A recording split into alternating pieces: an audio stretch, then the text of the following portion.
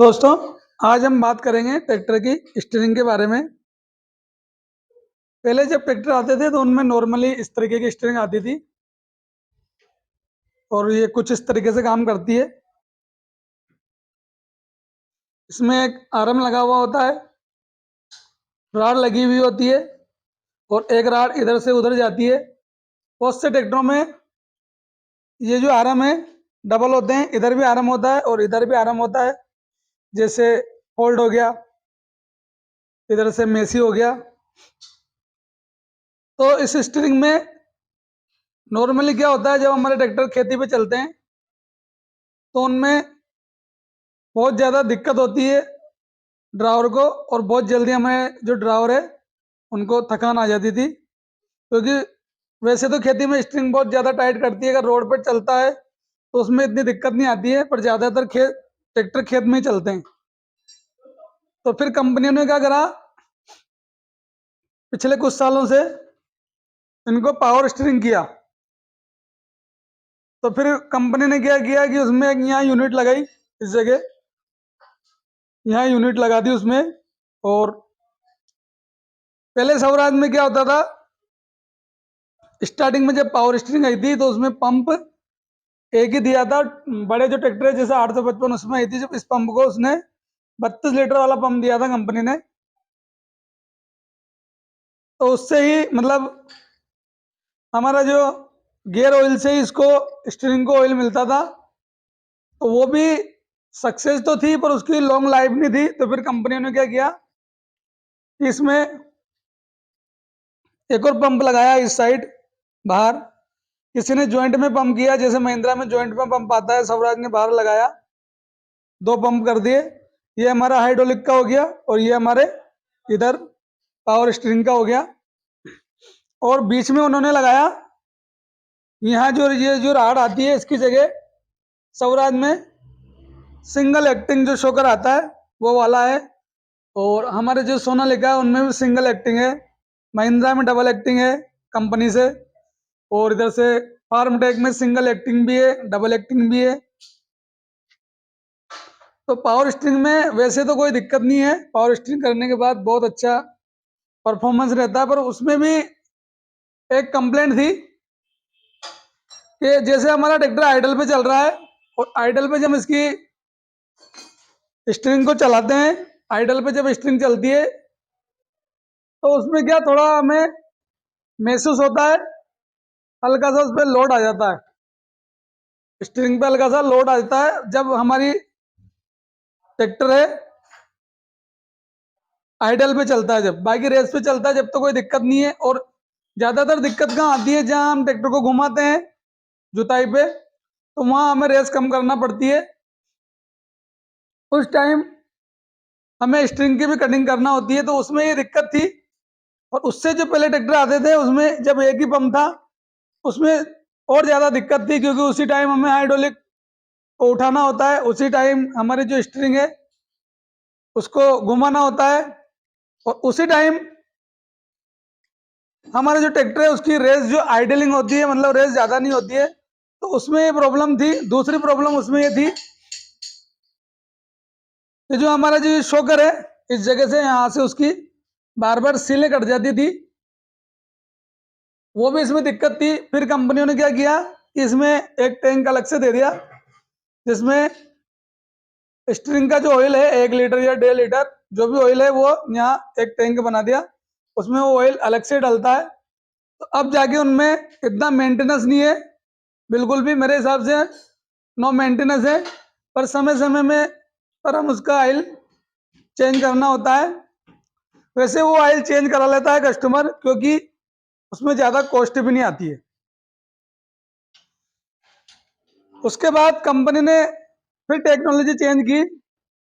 जैसा कि आपने देखा होगा कि हमारी जो गाड़ियाँ हैं, जैसे 4 व्हीलर जो गाड़ी आती है, बड़े बड़े जो ट्रक आते हैं, बड़ी बड़ी बसें आती है, उनमें भी पावर स्टीयरिंग होता है। और उनमें हमने कभी ये यहाँ जो शॉकर आता है, ये इस जगह जो शॉकर आता है, ये वाला शॉकर हमने ना तो गाड़ियों में देखा है ना बसों में देखा है। तो आखिर उसमें ऐसी क्या टेक्नोलॉजी आती है कि बिना शो करके वो पावर स्टीयरिंग हो जाती है। उसी को देखते हुए हमारी जो कंपनी है उन्होंने एक और प्रोजेक्ट निकाला है जो बिल्कुल बेस्ट है मेरे तरीके से, तो सबसे बहुत अच्छी स्टीयरिंग है और सक्सेस भी होगी मेरे हिसाब से। मेरा मानना यह है कि वो 100% सक्सेस भी होगी। पहले वो आयशर में आई थी, उसके बाद स्वराज कंपनी ने वो स्टीयरिंग दी है। अभी जो ट्रैक्टर आ रहा है स्वराज 735 FEE, उसमें वो पावर स्टीयरिंग आ रहा है। उसका वीडियो भी मैंने डाला हुआ है किस तरीके से वो वर्क करता है, उसी के बारे में आज बात करेंगे। तो हमारे पास उसके जो सामान है वो अवेलेबल है। सबसे मेन चीज होती है उसमें ये यूनिट, पावर स्टीयरिंग की यूनिट। मेरे पास इसके कमेंट भी आ रहे थे कि इसके पार्ट नंबर बताओ, तो ये इसके पार्ट नंबर है P1019-21E, ये इसके पार्ट नंबर है। और इसका ये एक ब्रैकेट आता है, इसका भी पार्ट नंबर आपको दिखा देते हैं एक बार। इसके पार्ट नंबर हैं P1041-62C, ये इसके पास पार्ट नंबर है। तो दो तो चीज आपको चाहिए ही चाहिए। उसके बाद भी ये आरम जो है, आरम इसका भी, ये भी आरम भी चेंज करना पड़ेगा। ये इसका आरम है और ये बिल्कुल स्वराज कंपनी के हैं, जेन्युइन। इसकी भी एक बार एमआरपी देख लेते हैं, एमआरपी और इसके पार्ट नंबर दोनों। इसके पार्ट नंबर है P1019-22E, ये इसके पार्ट नंबर है। और ये इसका पंप है, ये इसकी रेट है। और इसके P78-33-84 इसके पार्ट नंबर है। पर इसका श्योर नहीं है, हो सकता है कि आप थोड़ा इसमें मैं श्योर नहीं हूँ। बाकी इसका ये व्हील है, स्टीयरिंग व्हील, इसके पार्ट नंबर है P6405।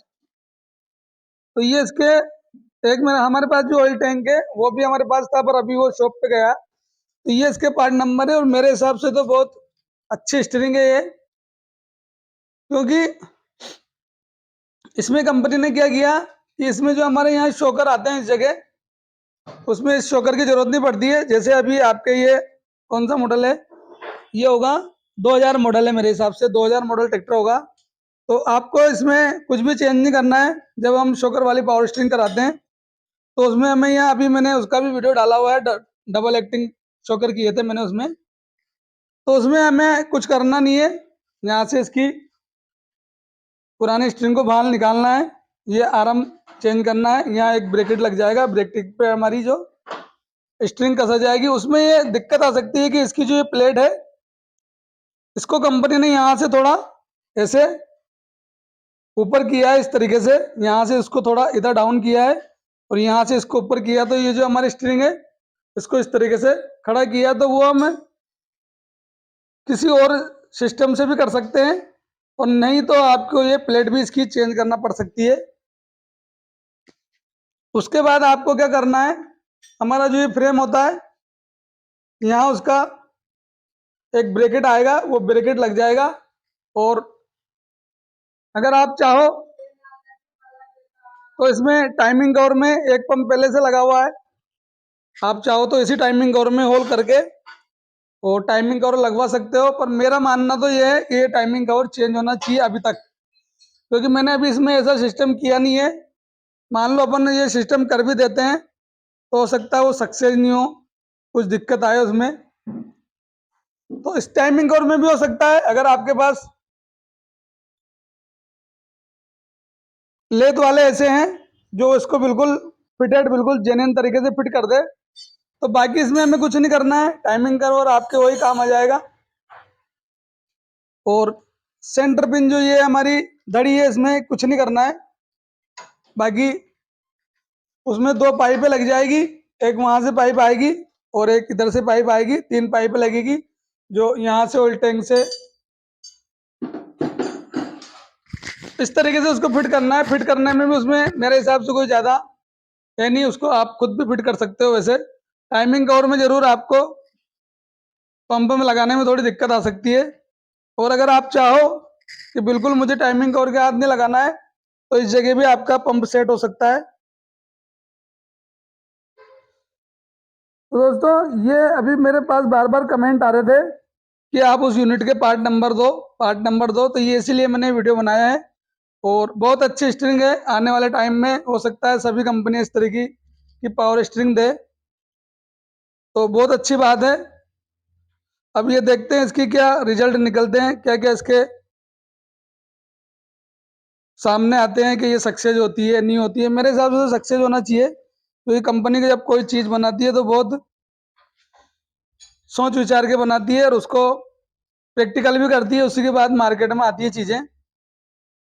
अभी मेरे पास ये सामान अवेलेबल है, अगर किसी को पावर स्ट्रिंग करवाना है तो वो मेरे से संपर्क कर सकते हैं।